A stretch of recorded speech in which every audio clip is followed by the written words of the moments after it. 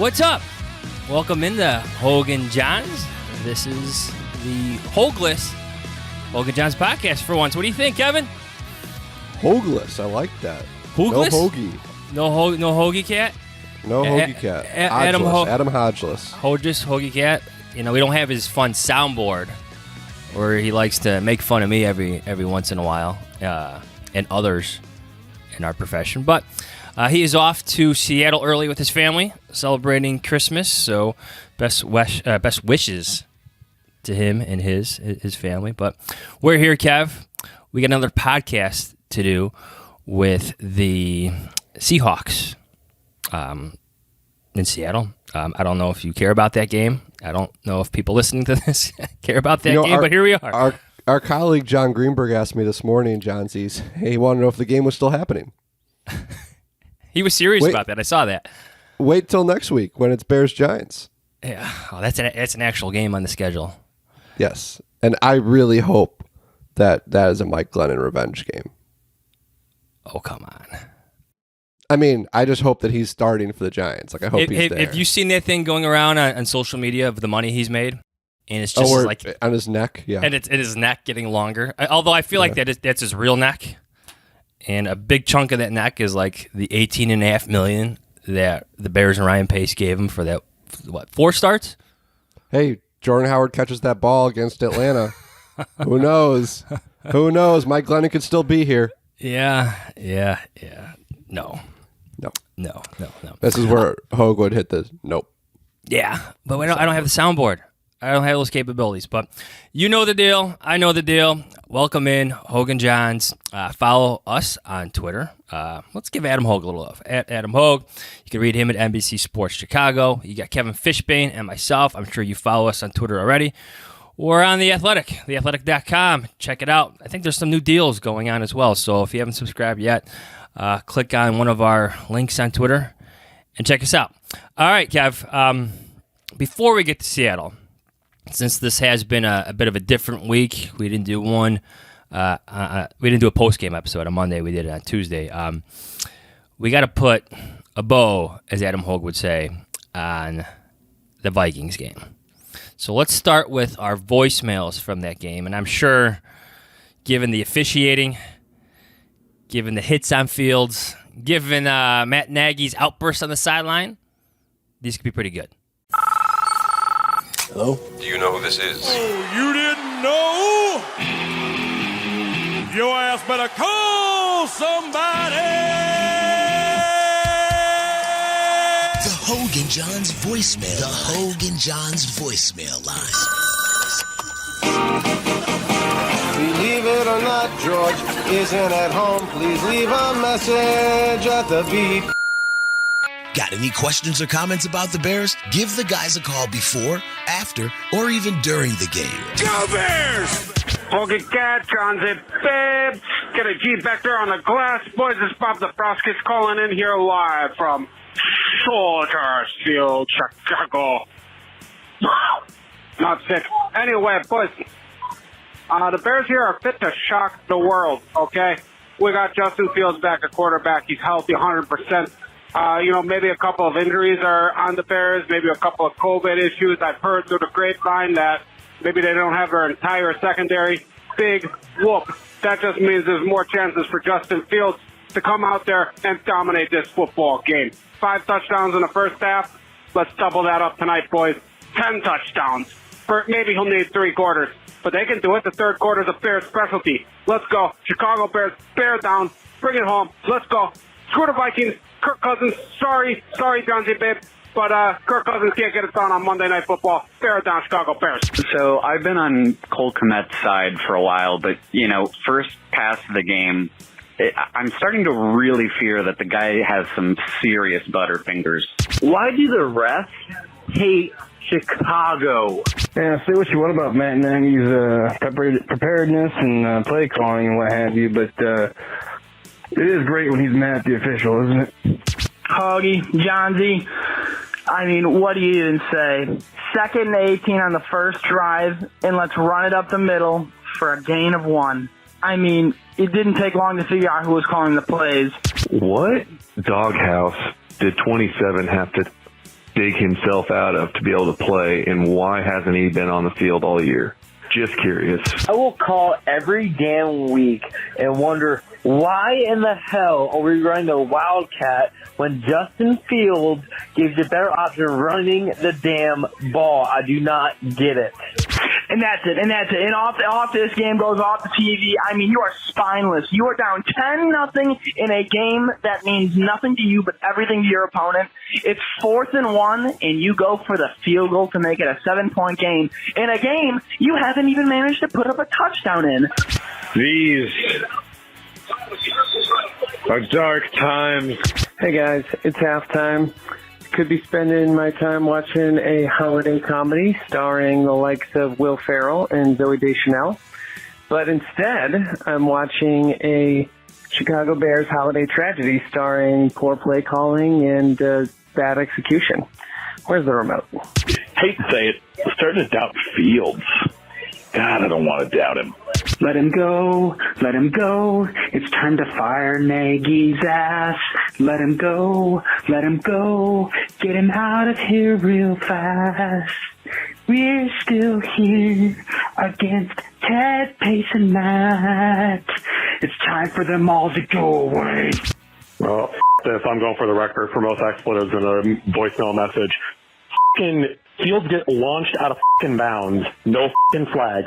Then a f***ing dipshit Affetti blames Jenkins for coming to his f***ing defense. You should be f***ing doing that, but no.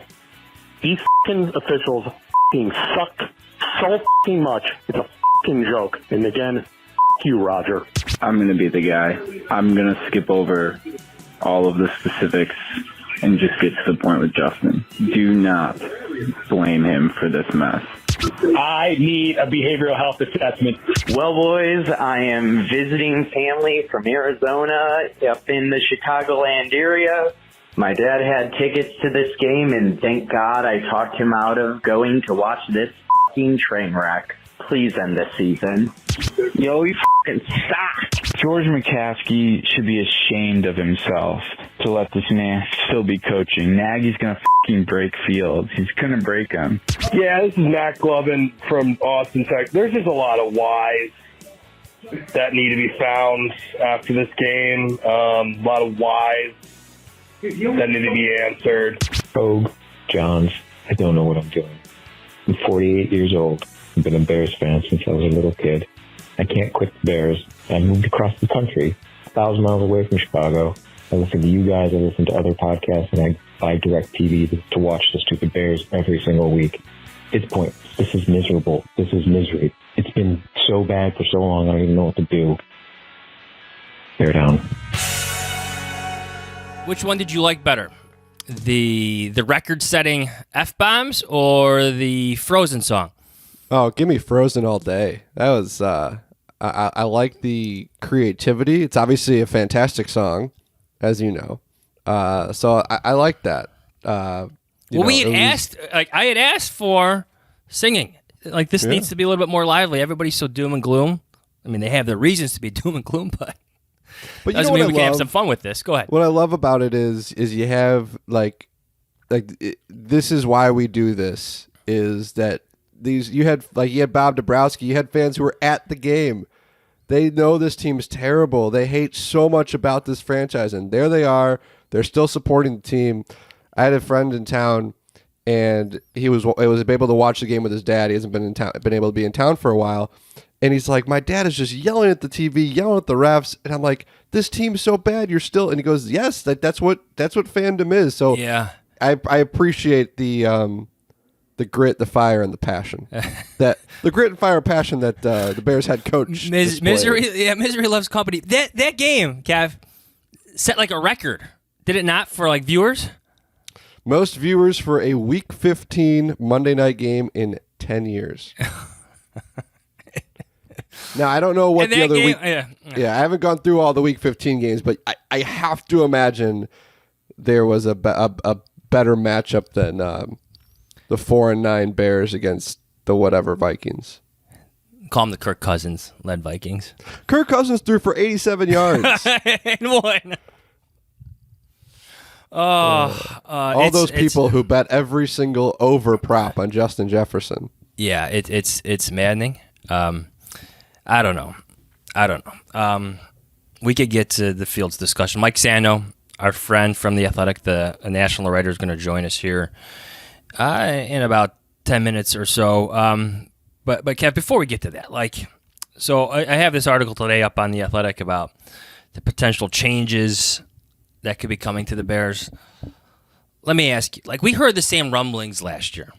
We did.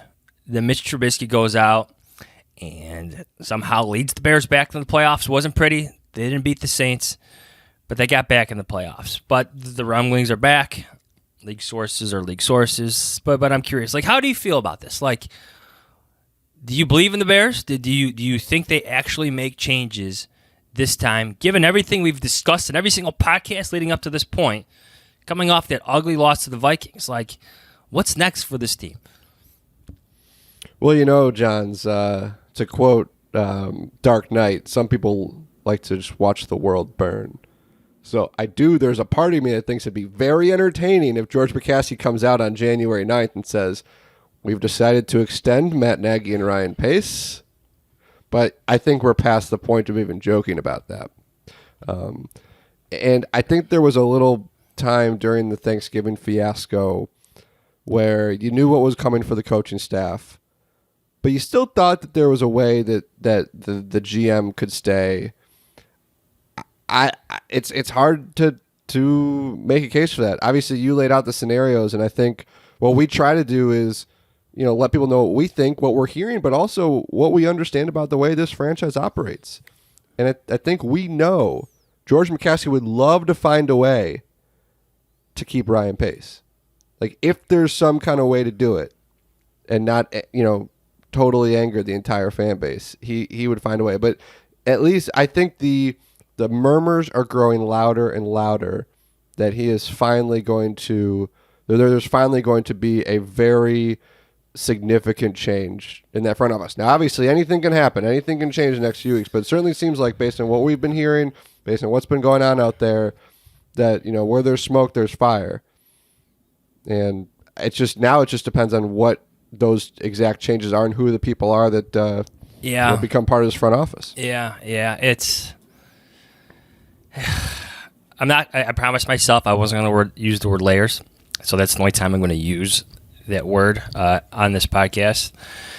But there's so much to it, and I don't think there has to be so much to it. I feel like if they just simplify their thought process on this, right? I get the emotions for Ryan Pace. I get the emotions for Ted Phillips. I do. The guy's been in his place since 1999. He's worked for the team longer than that. He has done... I know this will be debated by fans, but in the McCaskey's opinion, he's done so much for them. He's done so much for their franchise.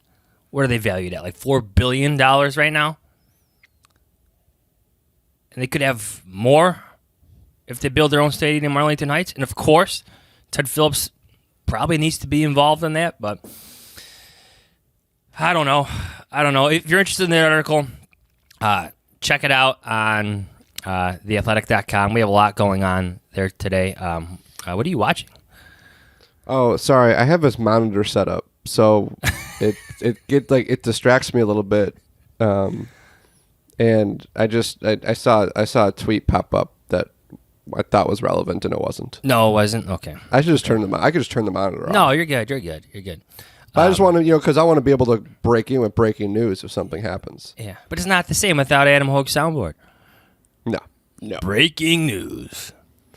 Everyone should go read your article. I think one of my takeaways from your article is something I've been thinking about a lot as the season's gone along is, George McCaskey is not Jerry Jones, right? Yeah, obviously. And he's not even, Robert Kraft, some of these owners, some of these power brokers in the league. And, he's very loyal and he relies heavily on the advice of Ted Phillips. He relies heavily on Ryan Pace, obviously. But this is an opportunity for George McCaskey to just really take, for lack of a better word, ownership. I was about to own the team, yeah. On this team. He's just got to make the calls. And he's been in this job long enough. I mean, you can even make the argument that a guy who was born in the family he was born into, with the franchise in his family, should have enough understanding of the league and the sport and all that stuff that he could, make these decisions and have these conversations with the right people, and be able to move forward. The one thing that's interesting too, Johnsy, I know I've said this in the podcast before. Everyone's like, "Oh, you need a president of football ops. You need a president of football ops," and I think you're at the point where you need the person who is going to be hiring the GM. If it's not going to be George McCaskey, if George is going to be part of it, if there's going to be somebody else there, it cannot be Ted Phillips anymore. Ryan Pace is the president of football operations. Like, there's a way that this structure could have worked. Like, Ryan Pace does that. Like, everything that you want a quote-unquote president of football operations to do, Ryan Pace does that. He does it already. So, but the problem is if you're moving on from him and you need a new GM, if George McCaskey is going to do it all himself, there's got to be that in between. And knowing this organization, there's no reason. I mean, do you think that whoever, let's say George hires a president of football ops, and then they hire a GM, and they hire a head coach, what's to tell you in 3 years this thing is not going to fall apart, right? Because how can you trust them to make the right choices? Like, they hired the wrong people. Like they hired Mark Trestman and Phil Emery. Yeah. It's a problem. Now, again, if George wants to point to Ted Phillips as being part of the problem in those hirings, and then you move him out of that role, that makes sense because he's out of that role, and then you've made a systemic change to the way that you make hires. We got Mike Sando coming up, but like here's my strongest thought on this is when they have these house cleanings, they never line up properly. They're never true house cleanings. So for how the Bears operate, like who are the three most important people? Your GM, your head coach, and your quarterback. They've never lined up where it's just a clean slate for all of them. And you can argue they don't exist in the NFL, but you know what? Just look at the Bears' history, right? They hire Phil Emery. He's told he's got to keep Lovie Smith on for a year. It's not a clean slate. It's not a clean slate. And we all knew where that was going. Yeah. So he fires him after a 10-6 season, says goodbye to Brian Urlacher. You got Charles Tillman and Lance Briggs who are upset. Half that team's upset. Devin Hester's gone. It makes for a bad situation. Mark Trestman, it was an unwinnable situation, especially his first year. All right. Flash forward to the hiring of Ryan Pace. Jay Cutler's under contract for 2 years because of guaranteed money. Like, he played 1 year on that massive contract for Phil Emery.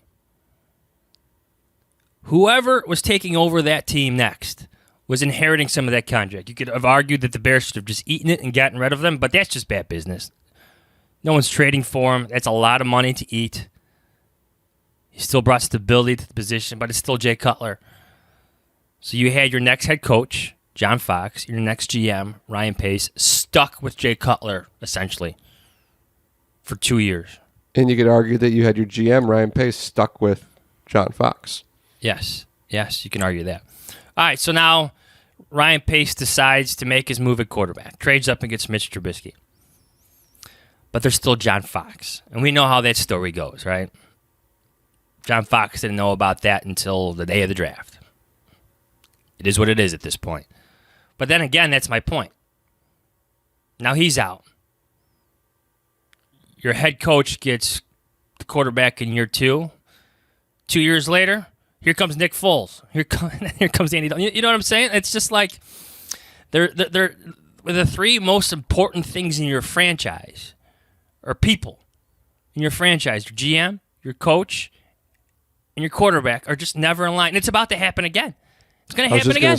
I was just going to say, one of my questions when we get a chance to talk to George McCaskey is going to be, how important is it for them to hire a GM or head coach who wants Justin Fields? Right? Like, it sounds like... And wasn't that the conversation for Trubisky? It was, yeah. But like, we saw how that didn't pan out. And people say things to get jobs. I mean, we could talk about this with Mike Sando, but like, you look at what Fields has done this year, And I mean, I still believe in the guy. Like, I still want to give him another shot, obviously, with everything that's going on around him. But, like, are you going to limit yourself to a GM and a head coach to believe in him? Are you going to be, like, do you want somebody to come in who wants to bring in another quarterback? And like, again, it's just, you're right. You haven't been able to get those three together on the same page. They've never been aligned. No. In the era of George McCaskey. And I think that's a problem, and it's about to happen again. I'm not arguing to keep Matt Nagy or Ryan Pace at this point. And I'm not arguing to get rid of Justin Fields, but it's just going to be it's going to be an awkward thing again. It's the argument for continuity. The only continuity the Bears have is the lack of it. You know what I'm saying? It's the only continuous thing they got going. You should get it on a t-shirt. Get that on a shirt. That's a good time. The plug. Get on a hat. Great hat. Great hat. Obviousshirts.com. That is the Hoge and Jahns beanie, I believe. And I got the hoodie right here. All right. Let's bring in Mike Sando. He is he's one of our national NFL writers for The Athletic. Let's get his thoughts on all things Bears. You can follow Mike at Sando NFL. It's Sando NFL. That's his Twitter handle. And you can listen to him on the Football GM podcast with Randy Mueller. Be sure to check that out as well, please. Mike, what's going on?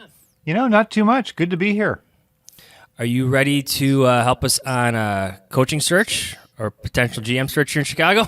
Yes, I'm doing some of my own homework on that just to get ready for the season. 'Tis the season, right? Around the NFL. It's different this year, though. I mean, I think last year we had 5 or 6 GM jobs that were open at this time, and we don't even know how many will this year. It's kind of goes in ebbs and flows, so we'll see. Yeah. Well, we'll get to that in a little bit. Let's, the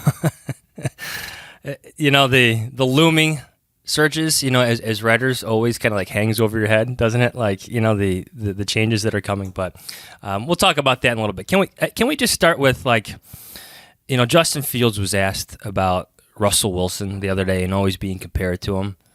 I'm curious, Mike. Like, you covered Russell Wilson. Like, what do you think of that?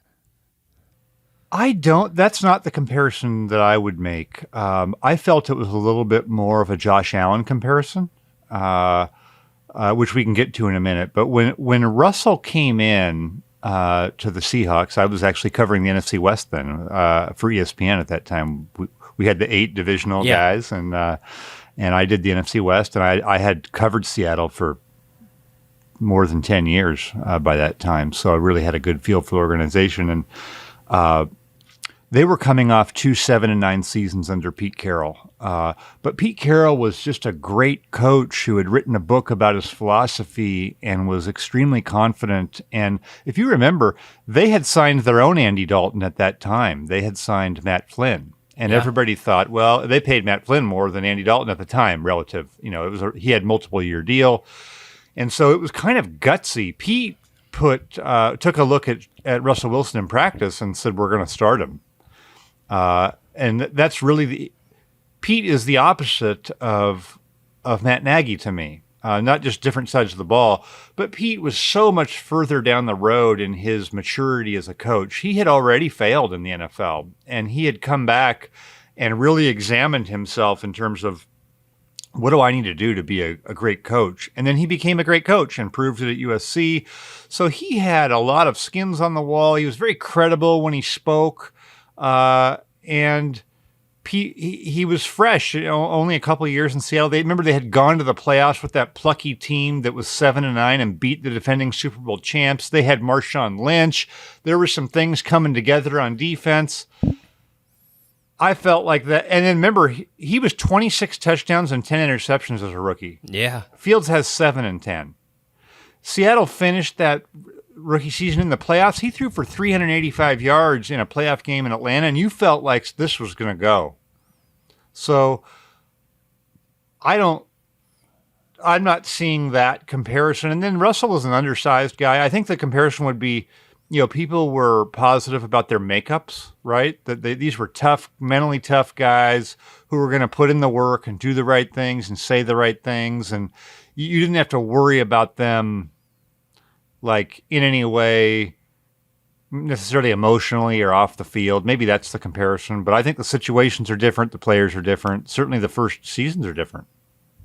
Well, let's get into the Josh Allen comparison then, because I think if you're a Bears fan at this point, like you're kind of hoping for the Josh Allen comparison to come through, because Allen's been a bit of a unicorn in that regard. When you look at the stats, that he's the guy that had the bad rookie year and then figured things out. So where are you at in that kind of comparison and what you've seen from Justin Fields that tells you maybe he could have that kind of improvement as his career goes along? Yeah, see, I like that one. When I was just looking before we came on. To me, Ryan Tannehill and Josh Allen are two potential comps, guys that were taken in the first round, but they weren't so overwhelmingly popular as draft picks that they went number 1 overall, right? Someone was taking some kind of an evaluation, a little bit of a risk on it.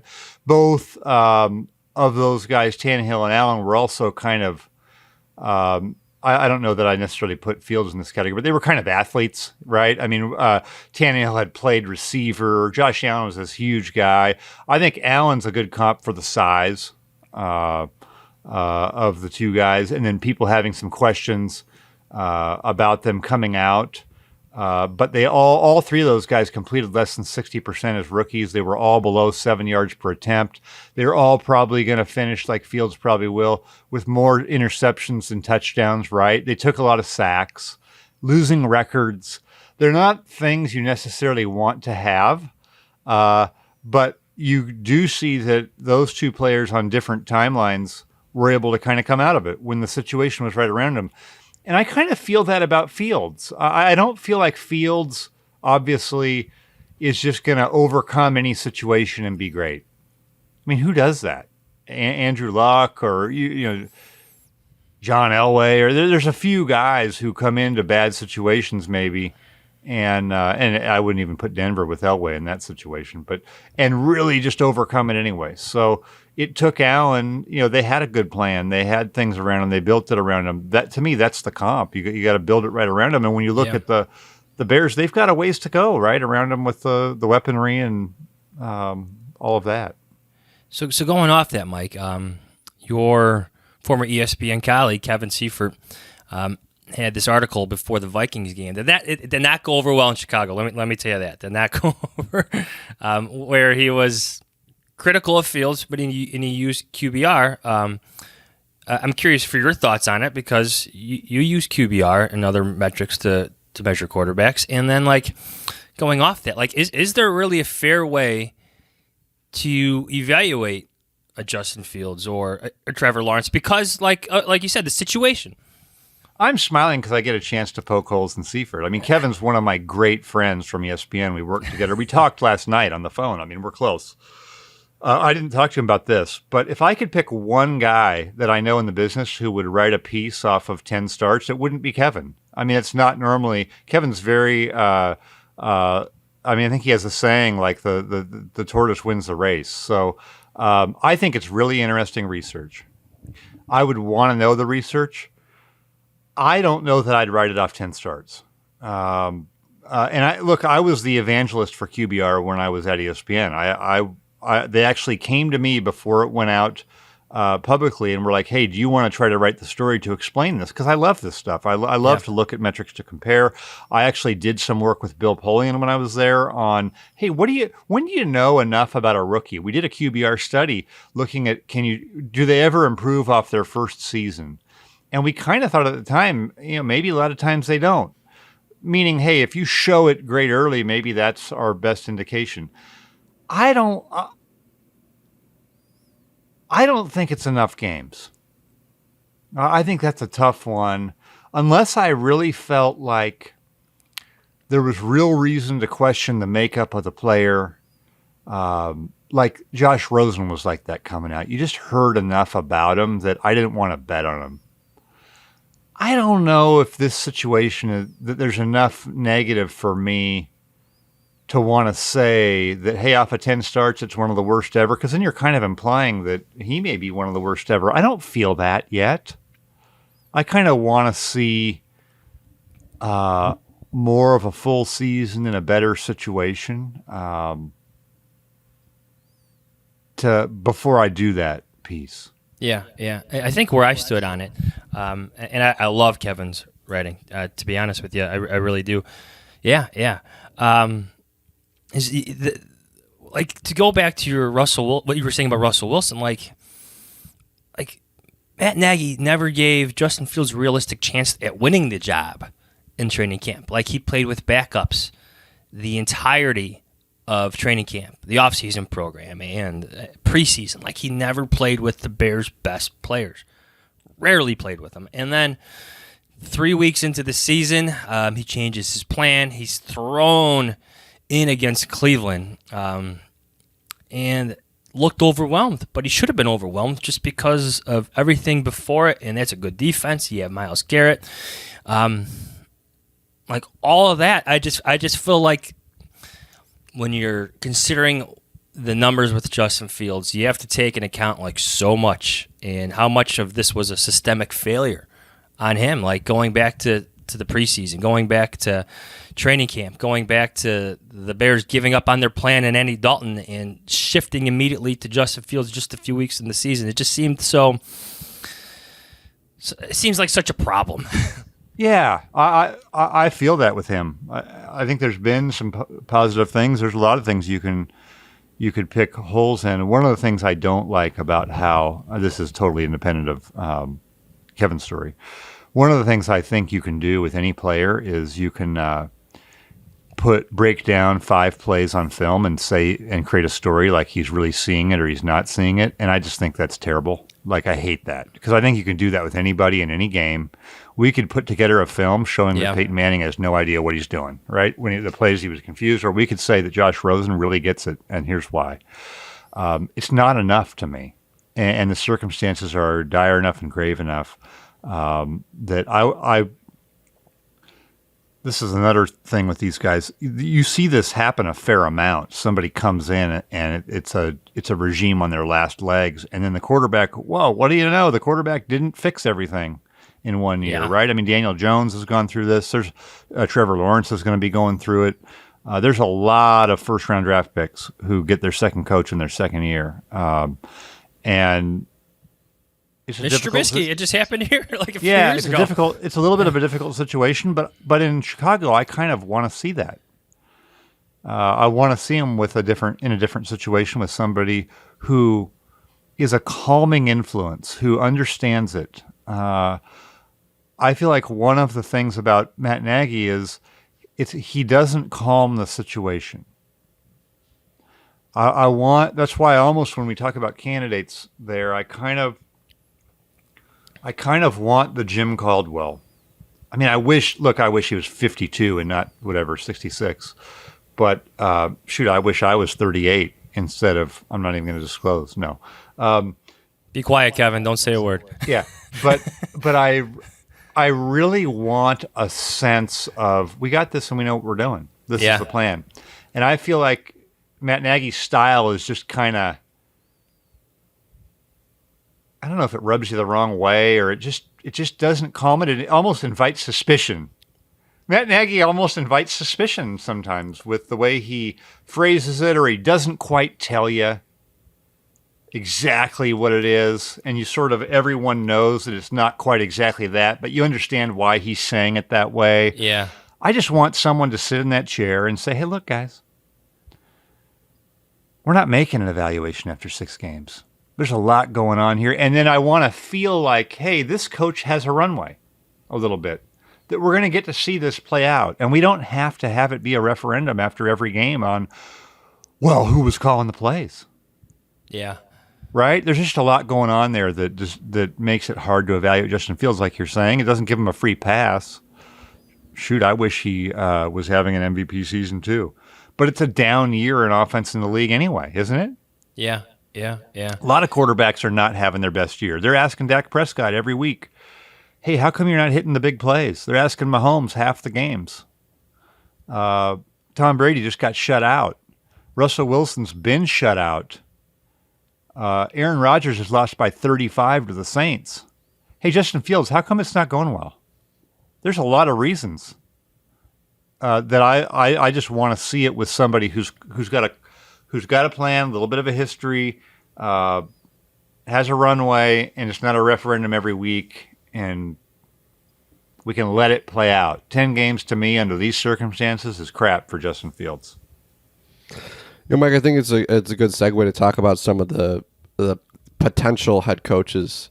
And I think it's fascinating you brought up Jim Caldwell, because I think he is, to me, he's that guy where he is an offensive guy and he's been a head coach before, as opposed to trying to do this again where everyone's trying to find the next Sean McVay, all that stuff. The Bears tried it with Matt Nagy. It obviously didn't work.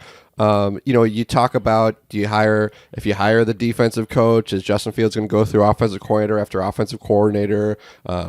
Everyone, you'd love to find the next Mike Tomlin or John Harbaugh. Who are some guys that you think, especially with Fields, could be a good match? So if I was going to go the first-time head coach route and I thought that Josh Allen comp was there, I mean, that leads to naturally investigating Brian Daboll, right? At least investigate him. Hey, how do you want to play? How do you envision the team? What would this look like? What's our plan? And then do you feel comfortable with whatever that is there? And if it's not that, then I do want the offensive side. I think Caldwell checks those boxes of hey, the guy won in Detroit. Matthew Stafford, he got him some context around him and how they played the offense that he had some success. He works well with quarterbacks. He's kind of a stern, no-nonsense guy, but you kind of like him too. There's kind of a balance between those things, but I think he could sit there and weather the storm a little bit and maybe take some of the pressure off of the quarterback. And I know, actually you can actually look this up. When Detroit hired him, I actually did a column saying it's a good hire because I had talked to people that were with him in Indy. I knew Bill Polian, as I mentioned earlier, when he was at ESPN. I also knew Brock Heward, who was at Seattle when I was covering him, and Brock was Peyton Manning's backup for a year, so he gave me some good insight at the time on Caldwell. And so you just want to look at him and vet it, and hey, where are you at? And he left. He did leave Miami, which everyone's left Miami, so it probably has more to do with Miami. But just figure it out, make sure everything is right. Listen to his plan with him. Hey, what does he think of Justin Fields? Did he have him as a third-round pick coming out? Then maybe he's not the guy. Did he think he should have been number one overall? Maybe I'm excited. Figure out those types of things. But I think it's an overall calming influence on a situation in a tough market, a really tough market. The other thing about the comps with Tannehill and Josh Allen is they were at places that had good histories, but were so hungry, hadn't won in a while. Miami had Marino, right? And then they've been looking, and Buffalo had Jim Kelly, and we went 20 years. That's kind of where Chicago is. So I want someone who embraces that comp a little bit and says, I see something in this guy. It's a bad situation. Here's how we bring it out. Like, how much weight do you think? Like we were talking earlier on the show, like when Matt Nagy was hired, I imagine Mitch Trubisky dominated that conversation. Like, should everything be geared towards Justin Fields, or do you need that honest perspective? Oh, like, you definitely want honest. You definitely want honest. And if you interview 4 candidates and they all raise serious questions about Fields, I mean, that tells you something too. I don't know how open to change and big change the Bears are, right, or traditionally have been. I mean, I think Dan Pompei's piece was great about hiring a president and doing all that. Is that really going to happen there? You're probably going to be getting incremental change where you come in and, hey, you have to sort of buy into Fields because we already did. We've put a lot into this. And I would think there's enough positivity around Fields that you're not going to have everybody say, I don't want to work with him. But I think you got to listen, and if that's a theme you're getting, and be open to anything. And Mike, I'm curious your take on the new interview rules this year with the head coaches, because I think there's a lot of fans they see this new rule and they say, well, go get a head start, get going. If you know you're moving on, we've talked in this podcast a lot. That's just not the way the Bears have operated. We all know they've never made an in-season move. I'm curious, what advantages do you think? It seems obvious that there's advantages to get a head start, but we've also seen the first team who hires a head coach might have picked the wrong guy. So what's your view? That's exactly what rules? I was going to say. Is like I would, if I know I'm moving on, I kind of wouldn't mind opening that door and just take the intrigue out of it and give us a path where we can have the conversations we need to have to get a competitive advantage. It doesn't mean you need to make it higher, but if you know you're going to make a change, then there's probably a point in December when you start working on that. That being said, no one else has. I mean, the Jaguars went, but that was a little bit of a different situation. It's not like there's 10 openings right now and everyone else is getting a head start and you're watching candidates go by. I totally think you take your time. That's been proven. I mean, I think when Arizona hired Bruce Arians, it might have been the last hire. You can certainly find those. I like having the good process. We've seen Pittsburgh do that. Every time there's a story about how do you hire right, they talk to Tony Dungy, and it's about knowing what you want and taking time to get there because there is somebody. You have to find them. I'm sitting here in December saying, well, Jim Caldwell looks good, but maybe there's 3 other guys that are great fits for the Bears that not even on my radar. They have to do that work. It's very hard to do. It's kind of, I always joke, like head coaches and quarterbacks are the most important things in your building and no one knows how to hire either one. Isn't it true? Yeah. I mean, you're nervous on all of these. So that's why I gravitate a little bit towards, well, who's done it before and had success. But I would get some sort of a jump on it if you know you're going to do it. I don't think it has to be done today. But maybe you even maybe there's someone else on the staff that you want to look at in a 3-game stretch, right? Just sort of know what you have. Is there a coach on the staff that you would even possibly consider? It's a very good point for the Bears because Brandon Staley was on their staff. They, we've obviously seen them share play calling duties offensively. Would you want to look at Bill Lazor? Sean Desai is a young coach on the defensive side. Would you want to look at him? I even think you have to be able to evaluate yourself. We talked about GM and GM candidates. You have Champ Kelly there. He's gotten interviews in multiple cycles. Is he going to get interviews this year and get a GM job and be the next good GM somewhere? Well, you better know what you got.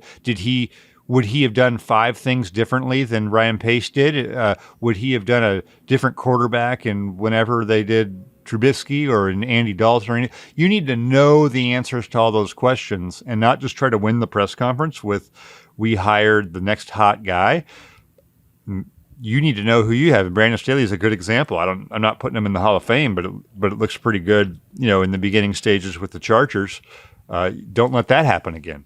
Yeah, that's such a good point. Even with I've always felt covering the Bears coaching searches, there was this sense of urgency, and I respect that mindset. You do need to move with some speed, but at the same time, you mentioned Bruce Arians.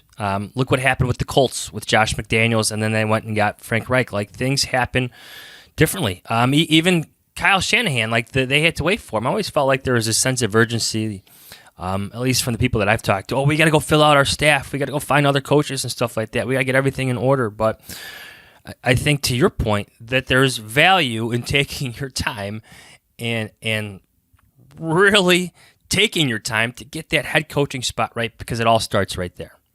Yep. And you have to know what you want. And then, the handicap that you've got with the Bears or a lot of teams is, does the whole structure need to be reevaluated? And that's hard to get teams to do, right? If any of us was asked, how would we improve how could our company improve what we're doing? We probably wouldn't suggest things that would compromise ourselves, right?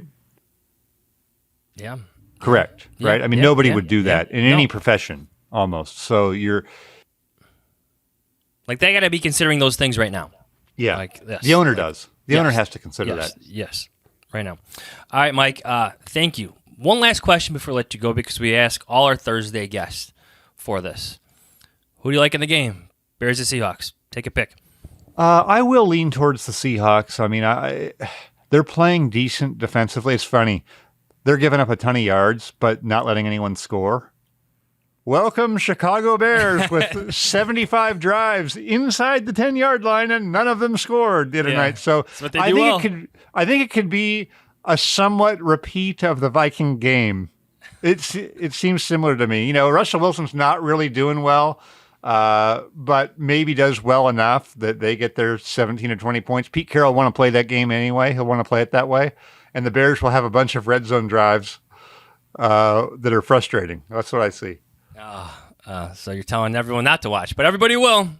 Yeah, we'll the see. Bears set records for viewership, but Mike, thank you so much. Happy holidays to you. Thank you so much.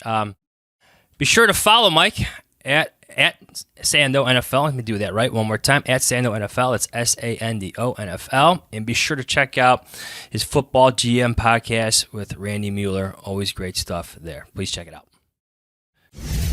So we're usually recording this podcast early in the morning after we're trying to get the kids to school and wherever they need to be, and life is crazy, as it is for everybody in the morning, and a lot of times breakfast gets sacrificed. That's where Magic Spoon comes in, because it's so easy to get a quick, yummy, healthy breakfast with Magic Spoon.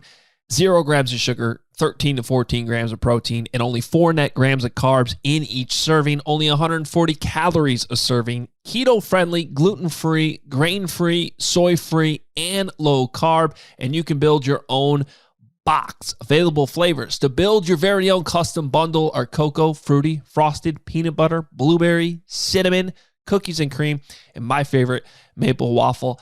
And a little trick, life hack, it always tastes really good, too, as a late-night snack. If you want to cheat at night before you go to bed, a healthy snack right before midnight, how about that maple waffle? I'm telling you, it's great.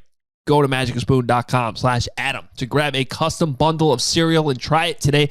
Be sure to use our promo code Adam at checkout to save $5 off your order. Magic Spoon is so confident in their product, it's back with a 100% happiness guarantee. So if you don't like it for any reason, they'll refund your money, no questions asked. Remember to get your next delicious bowl of guilt-free cereal at magicspoon.com/Adam. Use the code Adam to save $5 off. Thank you, Magic Spoon, for sponsoring this episode. Great stuff from Mike Sando. And Kev, could you just imagine covering another game like that? Like you could envision it happening. Yeah. No, I could. I mean, man, this team, like, ever since 2018, they just don't score touchdowns. And you could absolutely see, because Seattle gives up a ton of yards, as Mike said. But it could be a big game for Cairo Santos. Here's the matchup to watch, Johnsy. Chris Tabor versus Matt Nagy. Because don't you think Matt Nagy is going to just get to the situation where it's like, all right, it's week 16. We all know where this thing's going. We've gotten all the way down here. Let's just keep going for it and just try to score touchdowns. Oh no, I am, but I'm completely here for the F at Matt Nagy show. Yes, I think you should. I think you should go for it all the time and just try to score touchdowns. Yeah. But I want him calling plays and just F it. Yeah. I'm doing it. I'm going out on my own terms. Maybe not versus Tabor per se, because I think Tabor would probably understand that. Maybe Matt Nagy versus Cairo Santos, who's going to. Yeah, I could see it. You know, the Brock Osweiler gif of him, running out. Maybe there'll be a lot of those Cairo Santos on Sunday. Grabs his helmet, run out for a kick. Nope, going for it on 4th down again. 5-step trot and back. Nope. Nagy loses his mind, yells at his kicker. It's all the season's missing, right? We got to preview this game. We do. Want to do it quickly? All right. Let's do it quickly. Question number 1. Yeah, question 1. All right, here we go. Should Thomas Graham Jr. start at cornerback? Yes, absolutely. We're going to talk a couple of hours after this recording. We're going to hear from Sean Desai. He's going to get the question of where's this guy been. And we've been around this, Jahns, where sometimes guys just don't do it on the practice field. You give them that shot, and they show what they're capable of. The question follow-up is, why didn't he get that shot earlier, considering what you had out there? But I think Graham has articulated this so well multiple times now, after the game and yesterday over Zoom with us. He lost his confidence. He did not feel like a football player for a while. He did not play he didn't play football last year for Oregon. People forget that. Sometimes it takes time to get back in the flow, back into the swing of things. He missed a lot of time playing football. Yeah. No, he's a start, and you know what you have in Kendall Vildor. You know what you have in Artie Burns. So, yeah, let Graham start the rest of the way and make so you know what you have in him. Absolutely. 100%. Question number 2. What do you want to see from Justin Fields? Touchdowns. Keep Cairo Santos on the bench, Justin. You got to find a way. Points, Kev. Well, no, go for two. Screw go for it. two Yeah, every time. Why Nagy's not? here. Yeah. No, I want to see him score touchdowns. You know, I think he should be able to sustain some drives against this team, against his defense. As Sando just said, they give up yards. But I want to see him finish drives and score touchdowns. I'm still waiting for the 3-touchdown game. Same. It's going to happen. I'm still waiting for Cole Kmet to catch a touchdown. Yeah. It's an early preview of my bold prediction. But this is admittedly an open-ended question. Question number 2. I want to see no turnovers. Some ball security. Every week, that ball is on the ground. No more of that. Protect the ball. Question number 3. Buying or selling? Is this team still behind Matt Nagy? Are you a believer in the fight, the energy, all that stuff, all that football lingo that we've heard the past few days? Like, is that a reflection of Matt Nagy, or is that just a reflection of guys just wanting to play football and wanting to play hard for themselves? I think it's the latter, and I don't mean that as disrespect to Matt Nagy. I don't think he ever really lost the locker room despite all those rumors around Thanksgiving. I just think that guys in there know you have veterans who know what's up, who are playing for contracts, and then you have young guys who just don't get how this stuff works. And you saw it on Monday night. Those young guys who got an opportunity to start for the first time and are flying around. They're not doing that for Matt Nagy. I think if anything, they're probably doing it for Sean Desai, and they're doing it for themselves, and that's okay. Like, again, I think that there is still a respect for Matt Nagy, but at this point, the guys know, and I think a lot of them are just trying to play hard to, look, it's 3 more weeks of auditions, right, for whoever the GM is and whoever the head coach is next year. I would say it's probably a combination of things. The Bears in Mark Trestman's final year won 2 games late in the season. They did. And that locker room was divided. People hated each other in there. Games can be won. Bold predictions. I don't have the soundboard again. I'm going with Cole Kmet scoring a touchdown. It's got to happen, right? It's got to happen. If my guy Jesper Horsted's not playing, he's on the reserve COVID-19 list now. Eventually, Cole Kmet's got to find pay dirt, right? You would think. Is Darnell Mooney going for 100 yards receiving a bold prediction? No. Okay. Not that anymore. How about the Bears go for 2 twice? Actually, next time you come on this podcast, you are forbidden from doing bold predictions again. Hey, I had a bold prediction come through earlier this season. You did? Actually, you might have had the only one this season. No, I got one earlier. I had one earlier this year. All right, that's fair enough. All right. Bears, 305. They're on Fox. Bears at Seahawks. You ready for your fun fact? Okay, go ahead. You go ahead. Say what the line is. Okay. Seahawks are giving 6.5. The Bears have lost 12 in a row when they've been at least 6-point underdogs, dating back to the 2018 season finale in Minnesota when they were 6-point underdogs because Vegas thought they weren't going to play their starters. Merry Christmas, everyone. Well, yeah, Bears are going to lose this.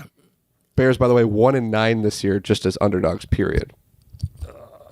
I'm going to go 20-10. 20-10 Seahawks.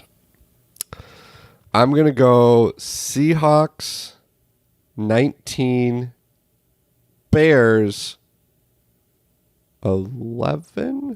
Dude, what? No. They're going to go for 2, but are they going to get it? Probably What not. are we doing here? Maybe they go for 2 twice. 19-12. Now, do they think the Bears cover? 19-15. Seahawks 19, Bears 15. Bears cover. And the Seahawks are getting 19 how? Touchdown, safety, field goal. Okay. Anyway, moving on. Christmas Day, Saturday, 3:30, Fox in NFL Network. We got Browns at Packers minus 7.5. Rapid fire here, Kev. Packers. Same. Packers. They're going to win the home field. I thought you were going to say Super Bowl. No, I don't want to go there yet. Okay. They already got home field, frozen tundra in the winter. It's quite the advantage. Also Saturday, Christmas Day, 7:15, NFL Network. We have the Colts at Cardinals. A lot of good games this weekend. I picked a couple of them to talk about, but Colts at Cardinals. Everybody always likes. Are the Cardinals good? I'm not sure anymore. I don't know. The Colts are rolling. If you lose to the hot garbage Lions, that's what we've called them on this podcast for years, then you deserve to be questioned. I'm going with the Colts. Yeah, Cardinals' backs against the wall. They're at home, but I don't think anybody wants to play Indianapolis right now. Shout out J.J. Stankovitz. That Colts defense is good. They run the ball exceptionally well. Carson Wentz is not good, but they know how to Jonathan control Taylor the clock. might get my PFWA MVP vote. I think he's getting mine. Sunday, noon, Fox. Lions at Falcons. Falcons -5.5. Ugh. You found a game worse than Bears Seahawks. I got to put Lions on there. You got to put the Lions. Hey, the Lions, that's a lot of points. The Lions just won last week. Is and they've been Jared pretty Goff good. on the COVID list, though? Oh, yeah. I can't keep track of it anymore, actually. Yeah, I think he is. And he played pretty well in that game. I'll still take the Lions to cover. Okay. Yeah. Sounds about right. Yeah, Kev, it's a Hoge and Jahns rule that all NFC North teams have to be on here, just so you know. Falcons win by 3. Okay. That sounds about right. Noon, Fox. Rams at Vikings. I like this game. Vikings +3. Ugh. I told you guys, I was not impressed at all with the Vikings on Monday night. Same here.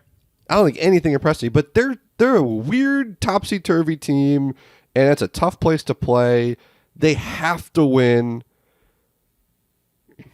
I don't know if they pull it off, but maybe in total Vikings fashion, like they miss an extra point and lose by 1. Yeah. Or they seem to gain the lead early, and then things get out of hand. Yeah. I kind of thought the Rams would really roll against Seattle, and they didn't. I know they dealt with a lot of COVID issues last week too, but they're on short rest, traveling. I don't know. We'll find out a lot. We'll find out a lot about both teams. Yeah, I'm gonna say Rams by a touchdown. Okay. Noon, CBS, Bills at Patriots, Pats -2.5. It's a revenge spot here for Buffalo after the snow game or the wind game. Give me the Pats. I don't want to play Belichick when they come off an ugly loss. A loss so ugly he apologized to reporters. Yeah. How about that? Yeah. Actually, I'm picking the Patriots in this too, but can I just give Bill Belichick some credit? I don't think people realize that he's actually, if you ask the right question, great answers. He provides some great answers. I still remember the answer he gave about the Long family when we were out there for joint practices some 5 years ago under John Fox. Remember that? Yeah. You ask him about other players on other teams. You ask him stuff about the history of football, and if you ask him about left-footed punters, really good. Yes. Very 1,000-word, very long, elongated 1,000-word answers. Yeah. That's it, man. All right. Thank you for filling in for Hoge. I think I did okay. Yeah. Happy holidays to you and yours. Happy holidays. Merry Christmas to everybody listening. That's it. Hoge and I will be back on Sunday. That'll be over Zoom. We will recap whatever happens in Seattle. He'll be there. We are not going to be there. We are staying home for this one. Celebrate Christmas with our families in the Windy City. But that's it. Thank you to Mike Sando. Check out our stuff on obviousshirts.com. I got the hoodie on. Kevin's got the winter hat on. And yeah. Thank you, Kevin. Merry Christmas, everybody. Merry Christmas. Enjoy the weekend, and hopefully the Bears will not ruin your holiday. Don't let the Bears ruin your holiday weekend. Enjoy your holiday with your family. Can I say one thing about the Christmas games? I don't like Christmas games. Is that it? That's it. That's all it. Right. Okay. They didn't have to put games on Christmas. I'm with you right there. Let them stay home with their families. Anyway, thank you, everybody. Merry Christmas to all. Happy holidays to everybody. See ya. look him straight in the eye, and I want to tell him what a cheap, lying, no-good, rotten, four-flushing, low-life, snake-licking, dirt-eating, inbred, overstuffed, ignorant, blood-sucking, dog-kissing, brainless, dickless, hopeless, heartless, fat-ass, bug-eyed, stiff-legged, spotty-lipped, worm-headed sack of monkey shit he is. Hallelujah! Holy shit! Where's the Tylenol?